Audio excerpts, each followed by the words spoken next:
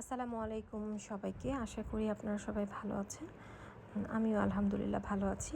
তো আজকে আসলে আপনাদের সাথে দুটো রেসিপি শেয়ার করার নিয়েই এই ব্লগটা সাজিয়েছি আমি।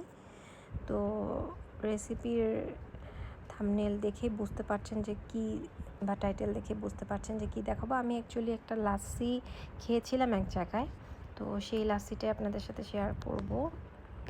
তো আর একটা হচ্ছে ম্যাঙ্গো ফিরনি, এটা আমি বাসায় সবসময়ই বানাই আমের সিজনে। সেই রেসিপিটা আপনাদের সাথে আমি শেয়ার করব। তো আমি এখানে আমার একটা কাচের জাগ নিয়েছি। এর মধ্যে আমি আমাদের যে টক দই পাওয়া যায় বিভিন্ন ক্যানে বা ইয়েতে, প্রাণ আড়ং বাংলাদেশে এগুলোই পাওয়া যায়। তো সেখান থেকে আমি প্রায় হাফ হাফ কৌটার মতো নিয়েছি। এর মধ্যে আমি খুব বেশি কোনো ইনগ্রিডিয়েন্ট মেশাবো না। আমি এর মধ্যে চিনি মিশাবো প্রায় 4 টেবিল চামচের মতো। চিনিটা আপনারা আপনাদের স্বাদ মতো দিতে পারেন। তবে এইটা আমি যেখানে খেয়েছিলাম সেখানে খুব বেশি মিষ্টি ছিল না, হালকা একটা মিষ্টি ছিল। তো আমার কাছে ওটাই পারফেক্ট মনে হয়েছে, সেজন্য আমি আমার টেস্ট অনুযায়ী দিয়েছি। আর এটাতে একটা বিশেষ ইনগ্রিডিয়েন্ট মেশাতে হবে, সেটা হলো কয়েক ফোঁটা হাফ চা চামচের একটু বেশি গোলাপ জল মেশাতে হবে। এটা অ্যাকচুয়ালি আমি একবার শেরাটনে খেয়েছিলাম। তো বাসায় ওদের স্মেল এবং টেস্ট সব কিছু মিলিয়ে আমি ট্রাই করে দেখেছি। 90% বলা চলে যে ওরকমই হয়েছে আর কি। তো আমার বাসায় সবাই এটা খুব পছন্দ করে, বিশেষ করে আমার হাজব্যান্ড। তো এখন আমি চিনি, সাথে দই আর হচ্ছে গোলাপ জল সবগুলো দিয়ে একটা, কি বলবো, এগ বিটার টাইপেরই এটা। তো ওইটা দিয়ে আমি খুব ভালো করে বিট করে নিচ্ছি। নট নেসেসারি যে এগ বিটারই লাগবে, আপনি চামচ বা অন্য টাইপের কিছু দিয়ে ভালো করে, যেটাতে খুব ভালো করে ফ্যাটানো হবে, মিক্সড হয়ে যাবে সব কিছু এবং চিনিটাও মেল্ট হয়ে যাবে, এরকম কিছু দিয়ে বানালেই হবে। তো আমি এটাকে খুব ভালো করে মিক্সড করে এর মধ্যে কিছু আইস আর ঠান্ডা পানি অ্যাড করব। That's all. এটা খুবই সিম্পল রেসিপি, তবে গরমে আসলে এটা খুবই রিফ্রেশিং। আর অন্য আমি যে সব জায়গায় বিভিন্ন রকম লাচ্ছি খেয়েছি, আর এই লাচ্ছির ডেন্সিটিটাও খুবই ঘন না, এটা একটা পাতলা টাইপের লাচ্ছি হবে। তো এটা আমার কাছে অন্য অন্য খাওয়া লাচ্ছির তুলনায় ডিফারেন্ট মনে হয়েছে এবং টেস্টটা আমাদের কাছে ভালো লেগেছে। আপনারা ট্রাই করে দেখতে পারেন, আশা করি ভালো লাগবে।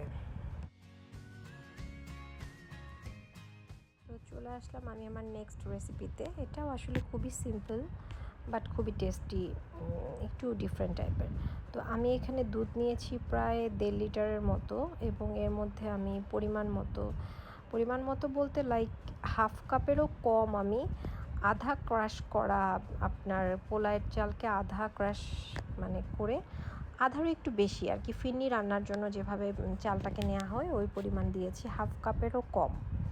তো দিয়ে আমি এখন এটাকে খুব ভালো করে সিদ্ধ করে নেব আগে, যাতে করে খুব ভালো করে সিদ্ধ হয় এবং দুধটাও ঘন হয়ে আসে।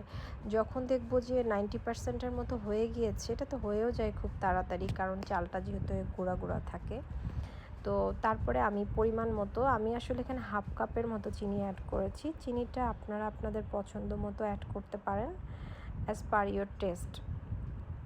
তো চিনিটাকে মিশিয়ে আমি খুব ভালো করে জ্বালিয়ে একটা ঘন ক্ষীরের মতো তৈরি করে নেব, যেটাকে আমরা ফিরনি বলি আর কি। তো এটা হয়ে গেলে এটা প্রায় হয়ে এসেছে। তো আরেকটা জিনিস, আমি যখন আরও ঘন হয়ে যাবে তখন আমি এর মধ্যে প্রায় হাফ কাপের মতো গুঁড়া দুধ অ্যাড করেছি। এতে ক্ষীরের ক্রিমি টেক্সচারটা খুব ভালো আসে। দিয়ে আমি খুব ভালো করে মিশিয়ে নেব। প্রায় এখানে দেখতে পাচ্ছেন যে দুধটা প্রায় অনেকটাই ঘন হয়ে এসেছে। আর গুঁড়া দুধটা দেওয়ার পরে 3 মিনিটের মতো রান্না করলেই এটা হয়ে যাবে আর কি। জাস্ট ঘন একটা ক্ষীরের টেক্সচারে চলে আসলে দেখতে পাচ্ছেন যে ঘন একটা ক্ষীরের টেক্সচার। তো এরকম এটাকে নামালে আরও কিছুটা জমে টাইট হয়ে আসবে। তো এই পর্যায়ে আমি এটাকে নামিয়ে নিয়ে একটা বোলে রেখে দিব। এর পরের স্টেপটা হচ্ছে, আমি যেহেতু ম্যাঙ্গো ফিরনি সেজন্য কিছু ম্যাঙ্গো নিব। তো আমের সাথে যখন ফিরনিটা মিশাবো তখন অবশ্যই ফিরনিটাকে ঠান্ডা করে নিতে হবে। তো ফিরনিটা আমি ঠান্ডা হওয়ার জন্য কিছুক্ষণ রেখে দিচ্ছি। আমি এখানে 3টার মতো আম নিয়েছি। আমগুলোকে ভালো করে পিল অফ করে তারপর আমি একটা বাটিতে রেখেছি। এখন আসলে আমগুলোকে হাত দিয়ে খুব ভালো করে বিচি থেকে মাংসগুলো ছড়িয়ে নিতে হবে। নিয়ে তারপরে একটা চালনি দিয়ে এটাকে ব্লেন্ড করে নিতে হবে। ব্লেন্ড করে নেওয়ার পরে একটা চালনি দিয়ে ছেঁকে নিতে হবে, যাতে করে কোনো আঁশ না থাকে আমে তো আসলে অনেক রকম আমের ভিতরে দেখা যায় যে আঁশ থাকে। তো আমের ভিতরে যেন কোনো প্রকারের আঁশ না থাকে, সেই জন্য এটাকে ব্লেন্ড করে নিতে হবে। খুব ভালো করে ব্লেন্ড করে নিয়ে তারপর এটাকে ছাঁকনি দিয়ে ছেঁকে নিতে হবে, যাতে করে যে পিউরিটা নিব আমি ফিরনির সাথে মেশানোর জন্য, সেটার ভিতরে কোনো আঁশ না থাকে, একদম স্মুথ হয়। তো আমার আমের পিউরিটা রেডি হয়ে গিয়েছে। আমি এখন এটাকে কিছুই করব না, এটাকে জাস্ট আমার যে ফিরনিটা রান্না করেছি এটার সাথে মিক্সড করে নিব। নিয়ে আমি কিছু আমকে ছোট ছোট পিসেস করে কেটে রেখেছি, এটার ওপর দিয়ে ছড়িয়ে দিয়েছি, যাতে করে যখন ফিরনিটা খাওয়া হবে সাথে কিছু আমের মানে আমটাও মুখের ভিতরে আর কি লাগে, তখন আসলে টেস্টটা অনেক ভালো হয়। তো এই তো তৈরি হয়ে গেল আমার মজাদার ম্যাঙ্গো ফিরনি। আশা করি আমার আজকে দুটি রেসিপি আপনাদের কাছে ভালো লাগবে। Thanks for watching.